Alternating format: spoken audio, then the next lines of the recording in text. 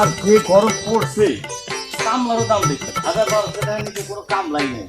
এদিকে বাগানে কাঁঠাল পাইকে পাইকে মনে করেন একটু ঘুরে রয়েছে, আবার কাঠবিড়ালিতে খাইতেছে, চোরে খাইতেছে। কি যে করি, প্রত্যেকটা গাছে কাঁঠাল রেখে রয়েছে। কামলা নিয়ে দেখি বাজারটাতেই গরম লাগে।